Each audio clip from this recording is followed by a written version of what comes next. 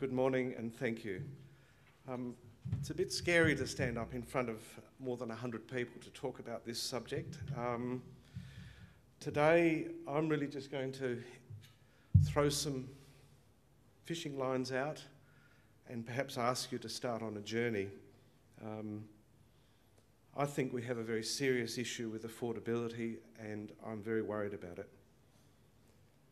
In WA, our population is growing at a rate of about 1.7% per annum. The average growth during the last 4 years is about 54,000 people, and that equates to the need for about 20,000 more houses each year. We're not meeting that need, and we continue to fall short every year. Can the average family afford the average house? The answer is clearly no. I really don't know how I would survive on $400 a week after paying tax and the repayments on my home loan. Perth homes now are amongst the most expensive and least affordable in Australia. So what are the key influential factors and the critical issues affecting affordability? Energy and water prices are increasing dramatically. Power prices have already increased significantly. In fact, the Premier was talking about it this morning and whether he does or doesn't have air conditioning. He's actually asked us not to use it this summer. But I fear that power prices will probably double in the next decade. I'm concerned that water prices will probably increase at the same rate. Construction costs are increasing, and just as an example, a year or two ago we built a 1.4 kilometre long sewer in the Peel region. It was about 8 metres deep and it cost almost $1.5 million just for a sewer. Half of that cost related to dewatering and acid sulphate soil treatment. As we move into the flatter, wetter land, these sorts of costs will be typical. As Deborah said before, housing demand is increasing, especially when there's just not enough to go around. In Australia, there's an annual shortfall of 60,000 houses per year. And what's the outcome of all those influences? Affordability is decreasing at a frightening rate. I cannot stress enough just how much this concerns our industry, and every one of us should be fussing and worrying about it. In 1998, the typical cost to create a lot was about $22,000. In 2010, the cost is somewhere between $85,000 and $100,000 per lot. That's an increase of more than 300%. Does this mean that it'll cost $400,000 or $500,000 to create a lot in 10 years' time? That's in fact more than the typical average cost of a house and land. The increase in costs for some items is even higher. The cost to fill a lot is now about $25,000. We all seem to think lot sizes are getting smaller. Oh, well, it's only 400 square metres, but in fact, as well as filling the lot, you've got to fill the road and you've got to fill bits and pieces of the open space and then other areas. And it's not uncommon for the average area of fill per lot to be about 1,000 square metres, a little over double or more of the actual average lot size. Power costs for land development have increased by about 900% in recent times. And a new impost is now being applied, which are developer contributions, and they can add anything like $20,000 towards the development costs. Most local authorities and other organisations, state government organisations, are keen to place and charge and recover the cost of all of the community infrastructure up front and pass that on to the first homeowner buyer. I think over the next few years the demand for sand will increase dramatically. And just as a funny little example, bearing in mind that the sandhills in the Peel region are probably only about 5 metres high,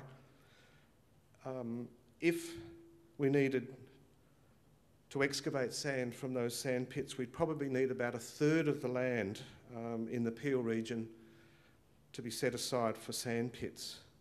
And I really wonder, is that really very smart? Because I'm not really quite sure where else we can get it from. So, are we stuck and have we reached a tipping point? The picture on the bottom, in fact, is importing lots and lots of sand onto a project, and I think that truck got a bit tired. But the bottom picture is also a reflection of what we actually have to deal with, a complete contradiction in the Peel region where we end up with clays. That cost us 2 cartons to get out of that bog. So we do need a new approach. And I'm sort of saying today that today is the beginning of a journey. Because if we don't change our practices and find a new approach, this is probably a photo of your kids and mine. They've just been able to save the deposit and are now waiting outside the bank to settle on their first home.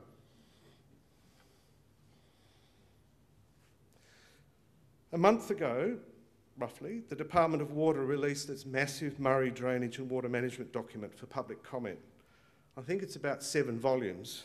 It might be more at last count.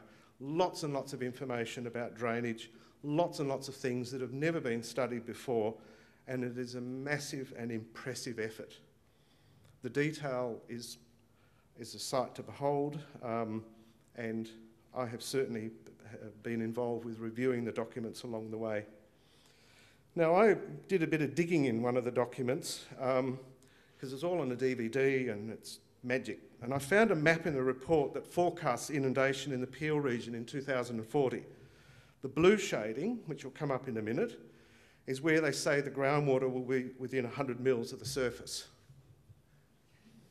It's pretty scary. Sorry, Peter, I've exaggerated.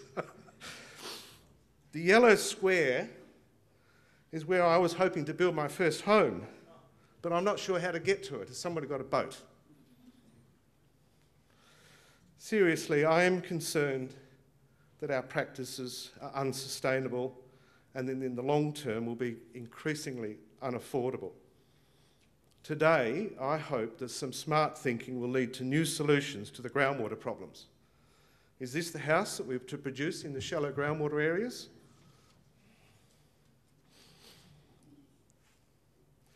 Fred, sitting down the front from Douglas Partners, summed things up so well when he said that in Perth, we adapt the ground to suit the footings, whereas everyone else in the world adapts the footings to the ground conditions. And just think about that. I think we've got it round the wrong way. Why do we do this? Why are we so obsessed with double brick home construction? What if there was a cheaper, faster way to build our homes?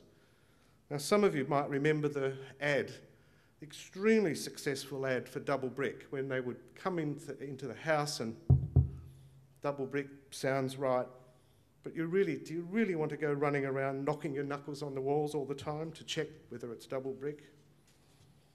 So I wonder what's wrong with S or even M-class sites. Now, I took this photo in Melbourne. It was raining, and the contractor was happily proceeding and getting ready to pour concrete for the house. But then, this slide represents what we often face when we deal with the service authorities. They have always tended to keep to their silos, because it's warm and cosy inside the silo and you can't hear anything or can't see what's happening outside, and that's a bit of a worry. We can zone lots of land for residential needs, but if we don't come up with a better and cheaper ways to develop it, we'll face land shortages and ever-increasing increases in development costs. And then no one will be able to afford their home. But don't forget, we need to make sure that the developers, their consultants, and the other authorities and the builders don't stay inside the silos either. And I hope today that this is what we'll do. We must demolish the silos, and then you need to get out and talk to all the parties involved in land development. And don't forget, you can't hide inside the silo anymore because I've demolished it. It's gone. So let's think about sand pits. Are they to be our future wetlands, our drainage basins perhaps? Sadly, most sand pits end up like this. I tell you what, we're going to have a lot of rubbish tips the way we're going at the moment. But then I wonder if this sand pit's the only one that we can afford, or perhaps it's the only one that we need. So, how do they build houses in Sydney, Melbourne, Adelaide, Brisbane? They've adapted the footings. Remember what Fred said before? Not the ground. Do they know something that we don't? Now, this photo is from Sydney. It's basically a waffle footing, so that there's deep vertical footings that are sort of spread out as a grid over the site, and the floor slab ostensibly floats around on the surface. Just as another idea, another example, the waffle footings in the corner of the photo. Notice the house construction. In Sydney, Melbourne, Brisbane, Adelaide, they are built faster and they are cheaper. We convened a meeting about a week ago with representatives from major geotechnical consultants, structural consultants, the builders, and I specifically asked the question, if we were able to change our house construction, could we do it cheaper and faster? And the answer is quite simply yes. So local industry is talking about and sharing these issues now. Industry is preparing strategies for local and global influences such as climate change, sea level rise. Both of those two items were major aspects of the recent Murray DWMP. We're also looking at and talking about critical sand shortages. Most developers and their companies are targeting sustainability indexes. They're judging whether they're succeeding with their developments and reporting back to their shareholders. There are critical water shortages and decreasing affordability. But what are you doing? Our practices for creating lots have remained unchanged since the 1920s. And it's interesting to reflect on how we built houses in the 1920s. My house at home is built on limestone footings with timber floorboards, and we were cheeky enough to do a brick veneer extension on the back. So what's the future for development? I think it's most likely that it will be a diverse mixture of infill, high density, redevelopment, and more sprawl. We're already looking at major projects in each of these areas, and each one will place massive demands on our natural resources and every part of the infrastructure. But can we afford the development? Are there other ways to service, then create the lots and the houses that we want to live in? Just as an example of where I think we're heading, I wonder if this is what we'll see on every roof, on every house. Are you ready for this? Are you ready for this type of change? Many developers have an intense appetite to offer these options and they want to install them now. Not only will we consider alternative power systems, we'll look at other ways to provide services, and we will look to change the way we dispose of our liquid and solid wastes, how we communicate, if they can sort out NBN, how we build our houses, how we manage and reuse groundwater, where we play with the kids, how they go to school, and even where each of us will work. Every aspect of development will be challenged and needs to be challenged. Otherwise, we'll face ever-increasing problems if we don't know how to cope with these changes. But I despair about the way we seem to import more and more fill. Is 1.2 metres enough? No, it might not be. So let's double the depth of fill up to 2.5 metres. Who cares? Sand's cheap. We simply cannot continue to do things in this same way. Our firm got a bit desperate for sand, so we engaged some employees to do it this way. Perth's now one of the most expensive places to buy land, is close as being the least affordable city in Australia. It held that gloomy place on the league table in 2008, and I think this year we're second after Sydney.